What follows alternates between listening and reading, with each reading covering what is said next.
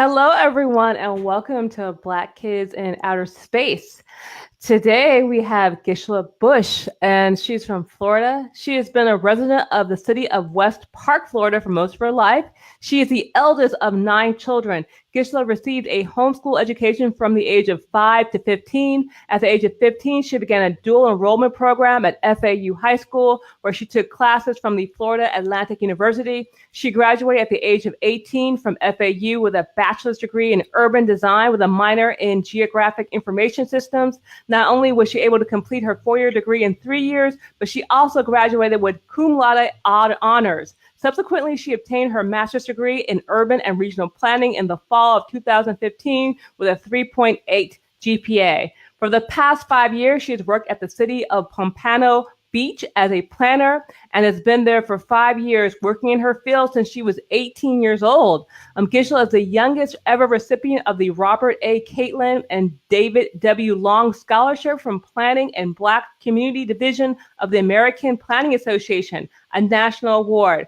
Gisla recently started a new business venture called Gigi the Planner, where she aims to aid with increasing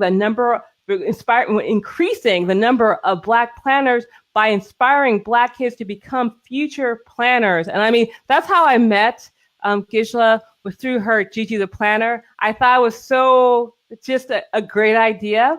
And she just kind of started out just doing it. So I'm just going to ask you a quick question, not a quick question, a long question, actually. What's your first memory of space? I would say my first memory of space was when I was in working on my bachelor's of urban design at FAU. Mm-hmm. I had a teacher that taught tactical urbanism. So through tactical urbanism, we were really, involved with space, redefining space, recreating space. So that was my first time that I could, have an actual memory of space making an impact in my life. No, that's like, it's like so interesting to hear everybody's like ideas and thoughts on what their first memory of space was. And kind of like for you, it's like, okay, your first memory was being able to actually create and give people like access via space. So that's pretty interesting. So why did you want to become an urban planner? Initially I didn't know that I wanted to become an urban planner. I was going to pursue my bachelor's degree in architecture like my mom. And that sort of fell through the cracks. So I ended up finding the next best degree at the time, which was urban design. And through urban design is a mixture of architecture, urban planning, and landscape architecture. So in that program, I really learned a lot about urban planning. And so once I learned about it, I became, in love with it. Mm-hmm. So after that, I decided to get my master's in urban planning. So, I mean, you said you wanted to design, be an architect. Why did you go from architecture to urban planning? Well, the architecture program, when I applied initially, the first time I tried to apply, it was past the due date. Mm-hmm. The second year I tried to apply and I didn't get in. You had to apply separately for architecture school. So I decided I need to finish with some type of a degree. And maybe I'll get my master's in architecture. So I went back to the architecture department to see what other type of degrees they had in their school. And when I did that, a new program had just started called urban design. And being that it was sort of similar to architecture, I figured, maybe I would just do this and then go on and get my architecture degree. And through that program, I got a little bit of taste of architecture, and it was a little too nitpicky for me. So I decided I don't think I'm going to do this, pursue architecture as a field. So, but I really fell in love with urban planning through the urban design program. Mm-hmm. So that, led me to get my master's in urban planning. Well, lucky for us, because I think that you're going to be a true trailblazer in regards to this field. Now, do you plan on staying in Florida? Currently, yes. Mm-hmm. Currently, yes. I don't really have any aspirations to leave as of yet. I really like DC and I could see myself moving to Washington, DC one day. Mm-hmm. But right now, my roots are in South Florida. Well, I hear that you said your mom was in architecture. I mean, I know you have brothers and sisters, so you're one of nine. Anybody Mhm. else in your family want to be an architect or an engineer or urban planner or want to go into what you're into? No, most of them are in the musical route. Mm-hmm. I've always had a design nature about me ever since I was, knee high. My mom always said I had a knack for color. So in her homeschooling me, she decided to, bring me to, the understanding of what architecture was and see if I would be interested in that. So as I was being homeschooled, she was teaching me some drafting skills. So I had minor skills, prior to going into college. But she saw that in me, at an early age that I had an eye for design. Mm-hmm, mm-hmm. No, I mean that's something that's, I think it's really inspirational in regards to me because I know a lot of people now are thinking about homeschooling their children, Mm-hmm. and especially in the Black community, like, okay, this is something that I can help my children like actually develop and be who they're supposed to be. Do you feel that, or, kind of going a little bit off topic, but do you think that homeschooling kind of helped you? Do you think that you would have been able to take the same path if you had been in like traditional public school? No, being that I was homeschooled, I was able to, get a head start on my career in life. Starting work in my field at 18. If I wasn't homeschooled, I would not be able to do that. And I was able to, be more tuned into what I wanted to do, what I wanted to be.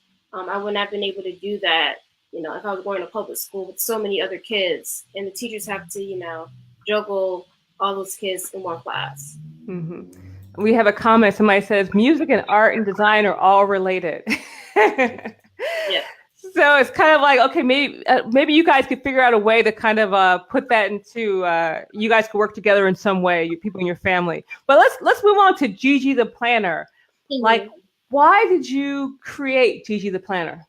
Mm-hmm. Well, I had the idea last year, around the summertime, when I was looking on LinkedIn and I saw a girl had a workshop for young Black girls. They were in the third grade class, and she was teaching them about architecture, and she was, delving into that with third grade students, and she was partnered with Barbie.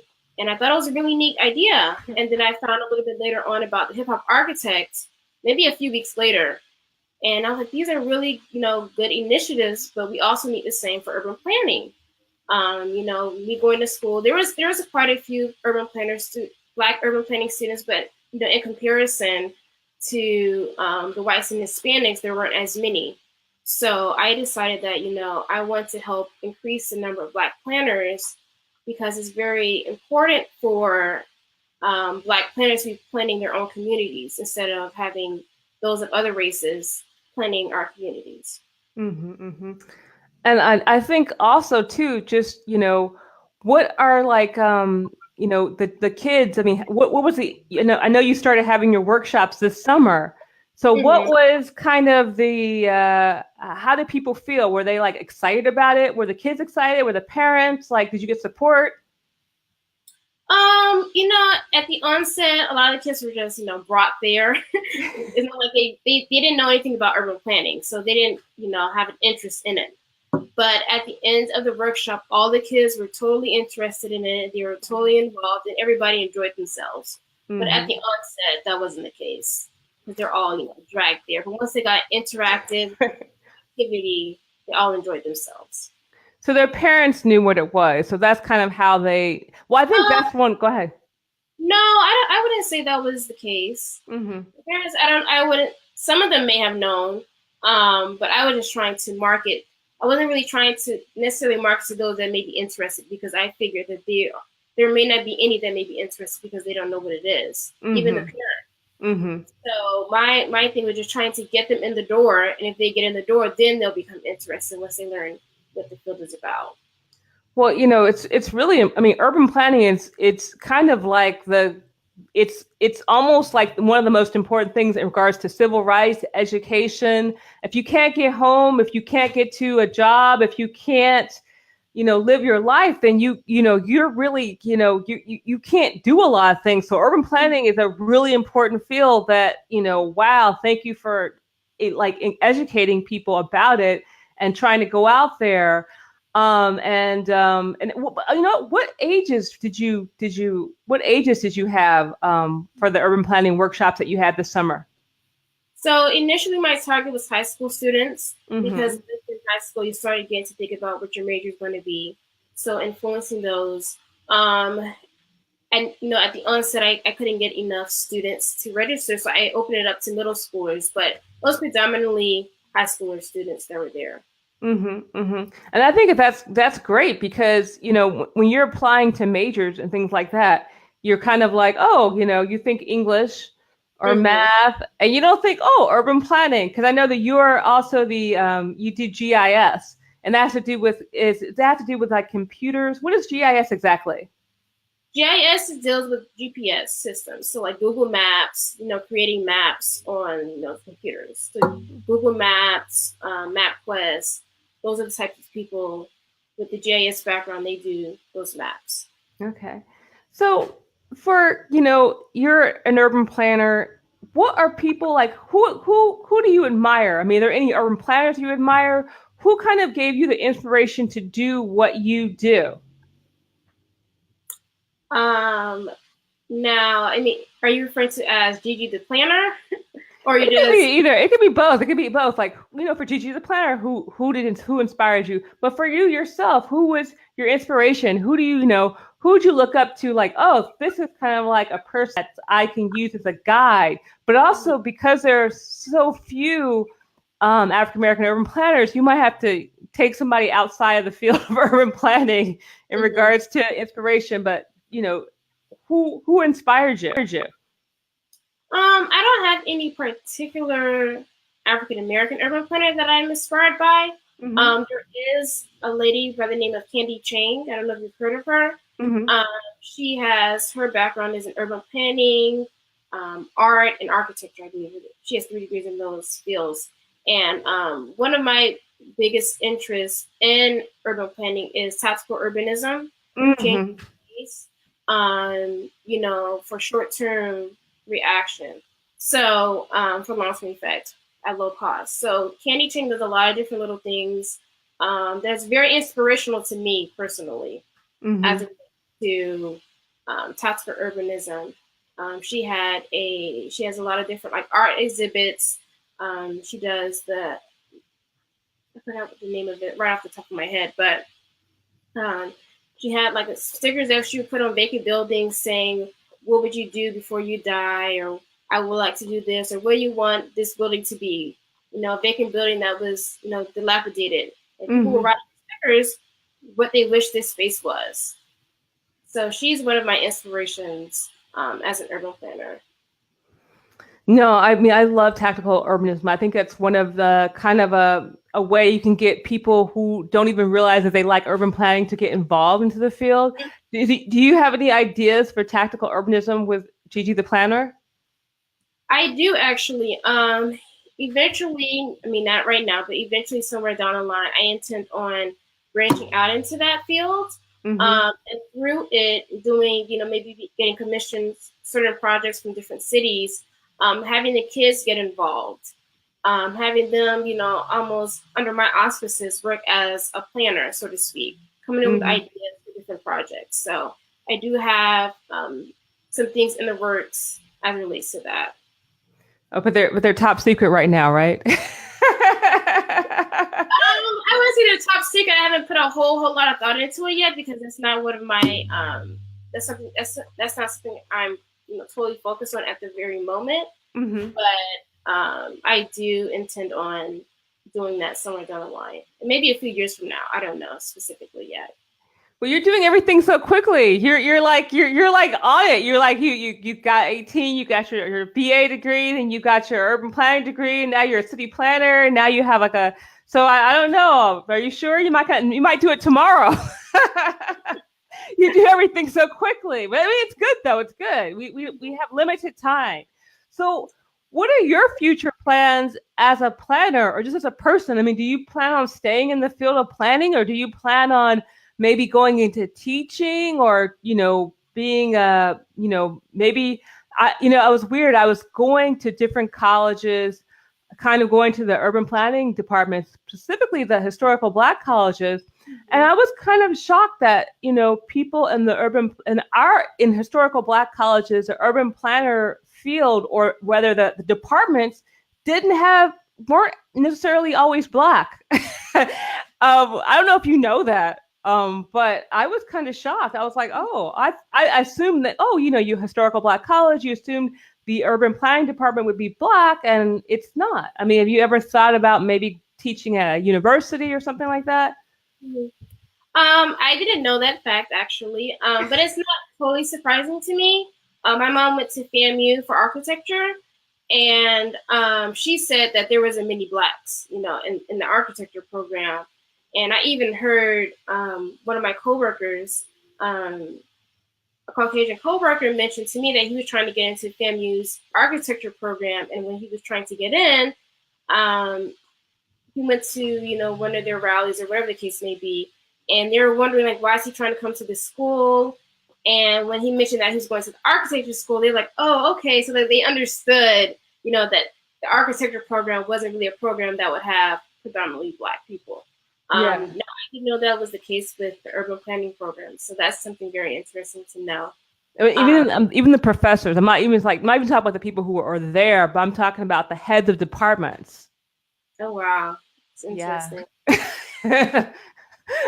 I know it's like shocking because I was kind of looking too. I was like, what? Like, I remember I'd spoken to Dale Green. He was saying, oh, at Morgan State, no one in my urban planning department looks like me. And I'm like confused. I'm like, Morgan State is a historical Black college, and I don't understand what you're talking about. Like, he kept saying it over and over again. And then I looked and I went to, the website, and I was like, oh. So, I mean, just something for you to think about. They actually need you as teachers too in urban planning for adults or people in college. So. Yeah, I actually, as it relates to your question, do I intend on teaching? That is one of my goals. Because, my overall goal with my business is to help increase the number of Black planners. So I think there's what better way is there to actually be in the atmosphere with the students and mentoring them as a professor to, make that next leap. Because what I realized is when I went to school, there may have been, between my bachelor's program and my master's program, there may have been a total of, I probably saw like 20-something Black people there.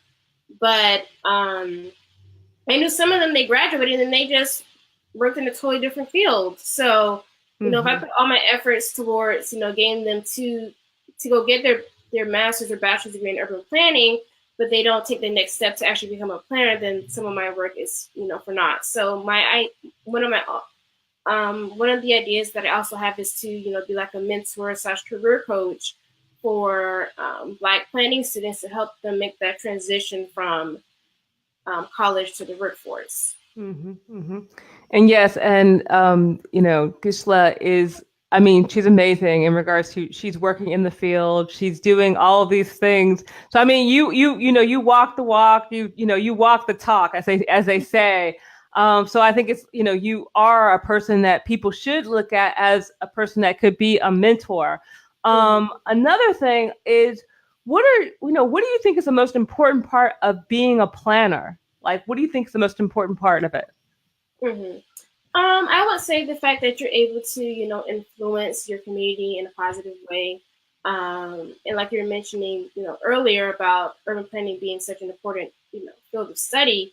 There's just so many different aspects of urban planning that, affect, just about every aspect of the community. And I think it's just very important that, everybody's aware of, the field and how it can impact, how we live, where we live, how we can, get from point A to point B, health and nutrition, just all those different little things. I think that, urban planning, covers it all.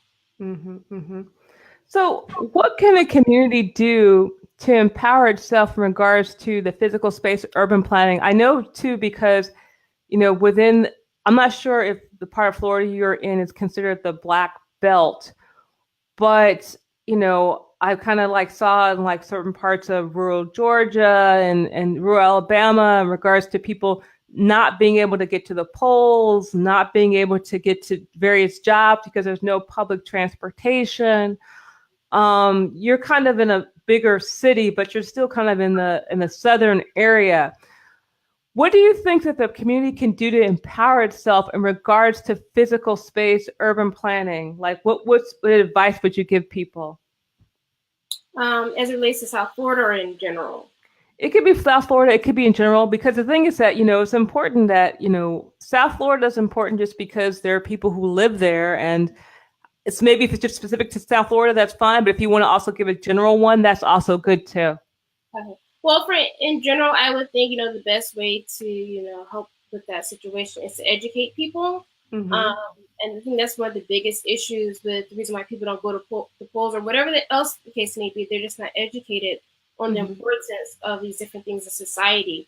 So, educating them, aiding to empower them. I know we can't empower everyone because I've had a taste of that myself, trying to influence people, and then it seemed like I just went through one ear, not the other. But, just being that voice and trying to just, get the word out and educating them about the importance of space, Mm-hmm. Our communities. Mm-hmm. Mm-hmm. So, I mean, I think that that's important. So what are if people want to support Gigi the Planner, what should they, how can they support you? Mm-hmm. So my website is gigitheplanner.com. Mm-hmm. I do have a donation link on the top of the page where people can donate if they like. Mm-hmm. I'm currently not a nonprofit organization. I'm an LLC. However, I do intend on, becoming nonprofit, at least a segment of my organization becoming nonprofit as it relates to the workshops for the kids. Mm-hmm. Mm-hmm. No, but thank you for the work that you have done and are doing and will do. I know that you're going to do some great things in the future, and I'm glad that I can be like, hey, somebody said something about, well, one has a question. Can you give a great example of a change you have made in the community?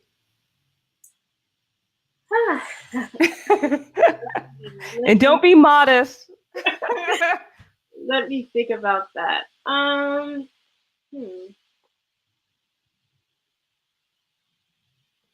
I think probably the Gigi the Planner thing. That's probably pretty cool. Probably.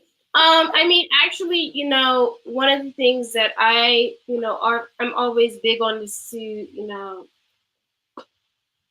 stay with at home base. Mm-hmm. So actually, one of the workshops that I had was in my neighborhood.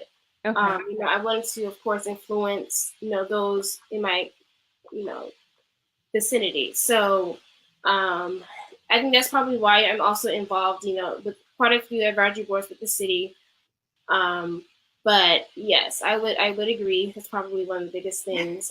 And I do intend. I've only had 2 so far this past summer, but I do intend on having some more as time goes by. But right now, I'm actually trying to focus on the career coaching part about it. Mm-hmm. So I'm trying to fully launch that in January. Actually, the career coaching. I've had a few coaching calls the past few weeks, and I'm understanding that there is a need for it.